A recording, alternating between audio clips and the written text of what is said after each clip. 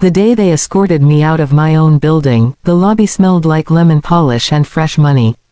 I remember that detail because I had picked that scent myself 3 years earlier when the place was nothing but exposed wiring and cracked concrete floors.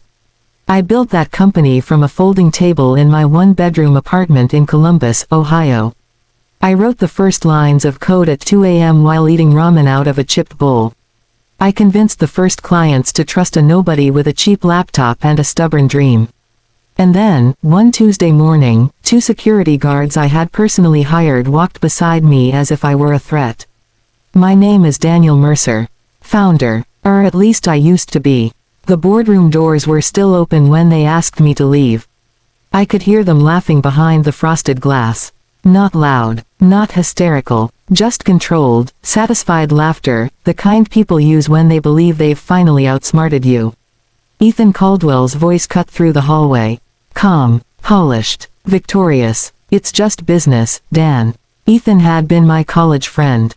My best man at my wedding. The first investor who believed in my pitch. I gave him equity when nobody else would even answer my emails.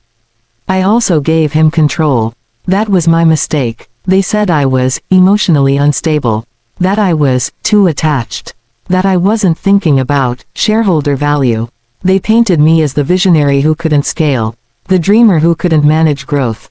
The truth, I refused to sell user data to a marketing conglomerate in Chicago that wanted access to millions of private customer records. Ethan called it a strategic partnership. I called it betrayal. The board sided with him.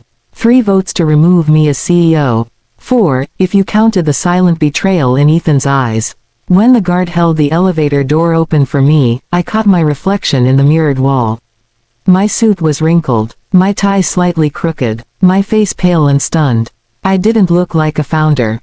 I looked like a man who had just been erased. Outside, the winter air hit my lungs like a slap. Snow clung to the sidewalks along High Street. Cars passed like nothing monumental had just happened. To the world, it was just another corporate shift. To me, it was the demolition of my identity. That night, my wife, Claire, sat across from me at the kitchen table in our rented townhouse. She didn't yell, she didn't cry, she just asked, how could you let them do this? That question stayed with me longer than the humiliation. How could I? The weeks that followed were quieter than I expected. No dramatic collapse, no public scandal. The company kept growing. Headlines praised Ethan as a bold new leader. Venture capital poured in. Interviews described him as disciplined and strategic. My name disappeared from the narrative. I applied for positions discreetly. No one wanted the ousted founder with governance issues. That phrase appeared in more than one rejection email. Savings thinned. Pride thinned faster. Claire started sleeping facing the other side of the bed. I stopped talking about the company. But I never stopped thinking about it. I replayed every board meeting in my head. Every contract clause. Every signature. Every weakness I had ignored because I trusted friendship over structure.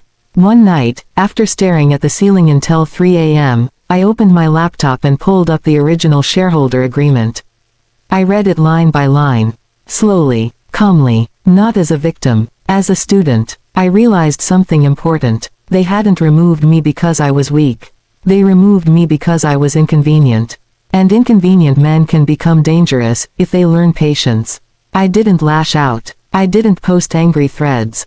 I didn't call journalists. That would have made me look bitter. Instead, I started working. I called former clients who trusted me personally. I didn't ask for revenge. I asked for feedback. What did they love? What did they hate? What features felt invasive? Patterns emerged. The new data partnership Ethan signed. It wasn't popular. Customers felt watched, exposed. Privacy was no longer a niche concern. It was fear. So I built again. Not in a shiny office. Not with investors. In my garage. I studied regulatory changes. California's privacy laws. Federal proposals circulating in D.C. I reached out to a lawyer I knew from a startup conference in Austin. I asked quiet questions about data compliance exposure. I created a new platform, simpler, cleaner, built entirely around user control. No hidden tracking, no backdoor data deals. This time, I structured ownership differently. No single investor could outvote me. No friend held silent power. For 18 months, I said nothing publicly. Ethan's company expanded aggressively. Their valuation skyrocketed. Articles called them the future of consumer analytics.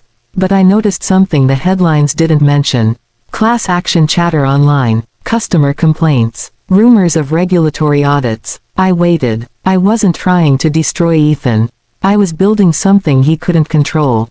2 years after they escorted me out, I stood across the street from my old office building again. The logo was bigger now. Flashier. Inside, panic was brewing. A federal investigation into improper data sharing became public, triggering stock collapse and emergency board meetings that stretched past midnight. Major enterprise clients quietly terminated contracts, citing privacy concerns and reputational risk. I announced my new company at a cybersecurity conference in Las Vegas, presenting verified compliance certifications and transparent data architecture.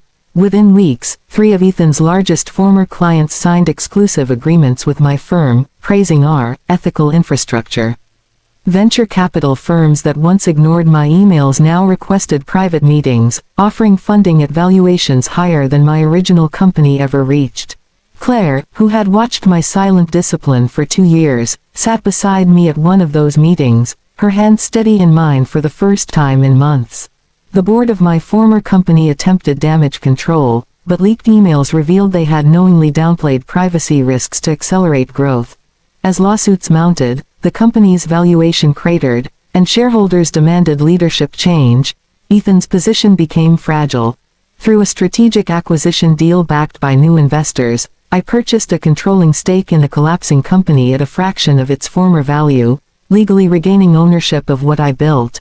At the first board meeting under my control, I didn't humiliate Ethan or raise my voice.